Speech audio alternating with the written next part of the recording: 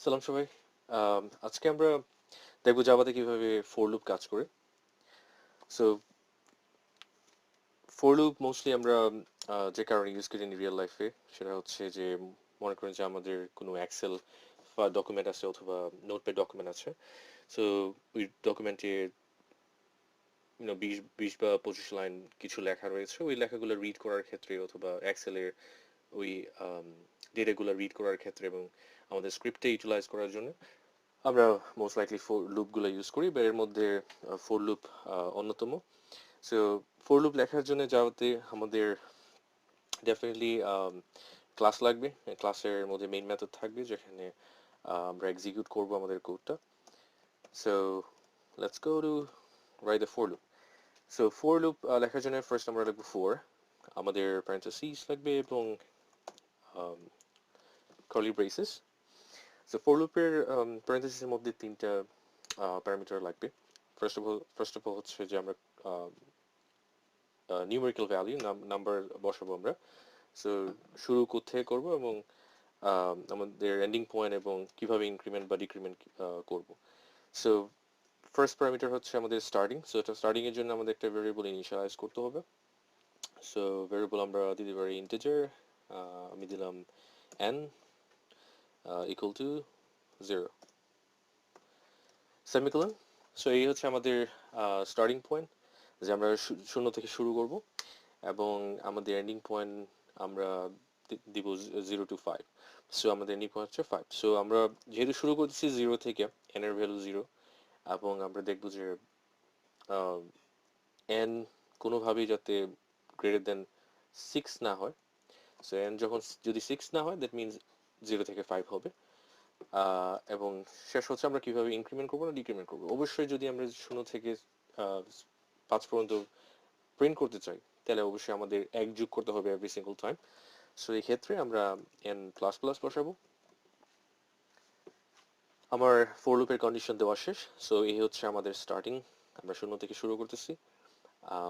আমাদের ending point আমরা n যতক্ষণ পর্যন্ত 6-এর নিচে থাকবে ততক্ষণ পর্যন্ত আমরা এই লুপটা চালাবো। সো অবশ্যই n 5 পর্যন্তই, 0 to 5 পর্যন্ত প্রিন্ট করবে এবং আমরা প্রত্যেকবার এক যোগ করতে চাইতেছি। সো এই ক্ষেত্রে আমরা n প্লাস প্লাস দিলাম। নাও আমরা সংক্ষেপে s আউট লিখে প্রিন্টলন দিয়ে দিলাম। এখানে আমরা যেহেতু n প্রত্যেকবার জিরো, একবার প্রথমবার জিরো জিরো হবে, দ্বিতীয়বার 1 হবে, প্রত্যেকবার ভ্যালুগুলো আপডেট করবে, এক যুগ হবে তার সাথে। সো আমরা এন্টারে প্রিন্ট করব এবং যদি আমরা রাইট ক্লিক করি নাও, লেটস রান দিস, আমরা দেখতে পাচ্ছি যে আমাদের কনসোলে 0 to 5 প্রিন্ট হয়ে গেছে। সো এইভাবে ফর লুপ কাজ করে যাওয়াতে আমরা কিভাবে 0 to 5 দেখলাম, এখন আমরা দেখতে পারি যে কিভাবে 5 to 0 আমরা বা 5 to 1 আমরা প্রিন্ট করতে পারি। Let's change it to 1 and let's run it again. তো এখন দেখতে পাচ্ছি আমরা যে আমাদের 1 থেকে 5 পর্যন্ত প্রিন্ট করা হয়ে গেছে। Let's go for reverse order. Reverse order আমি একটু lazy, so let's copy this.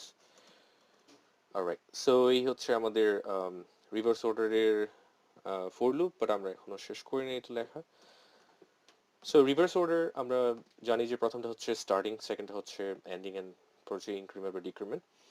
So starting যেহেতু এইটা, সো স্টার্টিং আমরা জানি কোথেকে করবো। ফার্স্ট আমরা প্রিন্ট করতে চাই 5, তো আমরা স্টার্ট করবো 5-এ এবং আমরা মেক শিওর করবো যে প্রত্যেকবার আমরা যেন এক বিয়োগ করি।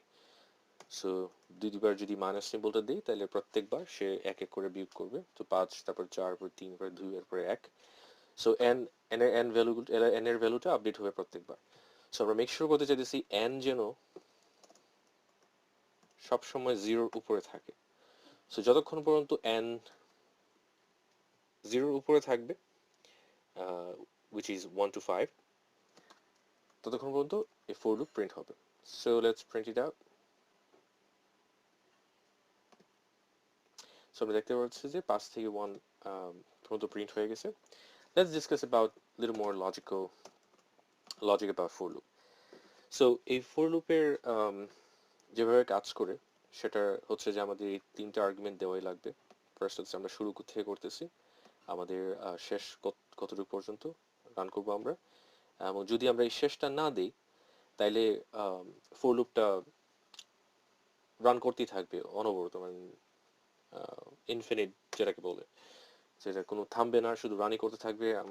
আমরা আননেসেসারিলি ফর লুপটা রান করতে চাই না। সো সেই ক্ষেত্রে আমাদের এই কন্ডিশনটা অবশ্যই ভালোভাবে লিখতে হবে যেন এটা কোনো ভুল না হয়। আদারওয়াইজ আমরা সিপি ইউটিলাইজ ওর মেমোরি ইউটিলাইজেশন বেশি হয়ে যাবে, যে ক্ষেত্রে আমাদের অন্যান্য ইস্যু আসতে পারে।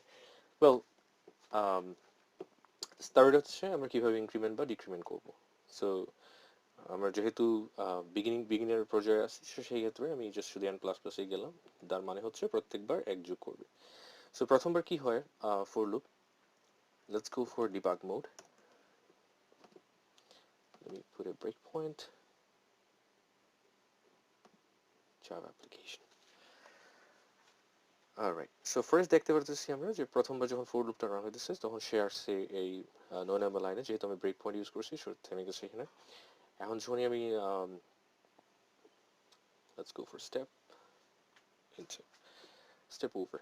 সো এখন যখনই আমি স্টেপ ওভার দিব, দেখবো যে আমরা এক প্রিন্ট হয়ে গেছে এখানে, এবং এই লাইনটা ফোর লুপে চলে গেছে। আবার ফোর লুপে সে ভেরিফাই করে যে দ্বিতীয়বার রান করার সময় যে যে জাভা ভাবতেছে যে আচ্ছা আমাকে বলা হয়েছে 1 থেকে শুরু করার জন্য, আর বলা হয়েছে যে 6 উপর যাতে আমার ভ্যালুটা না, n এর ভ্যালুটা না হয়।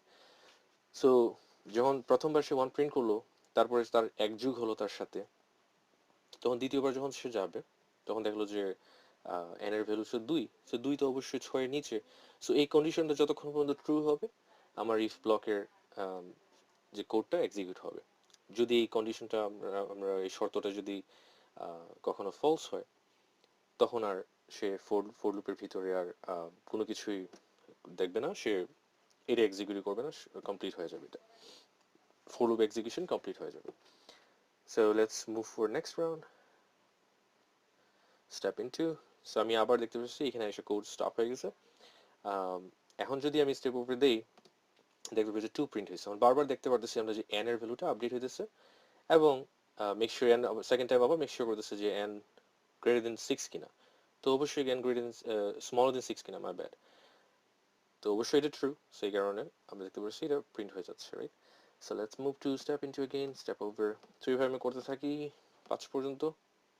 এখন যখনই 5 হবে, 5 প্রিন্ট করা শেষ, তো তার মানে হইতেছে n এর সাথে এক যোগ হয়েছে, আর n এর ভ্যালু এখন 6। তো n 6 তো অবশ্যই 6 ছোট না, সো এটা ফলস। এখন দেখতে পাবো যে যখনই আমরা স্টেপ ইনটু দিব, আর কিছু রান করবে না, সে এরপরে এন্ডে চলে আসবে আমাদের মেইন মেথডে, আর আমাদেরও এক্সিকিউশন ডান।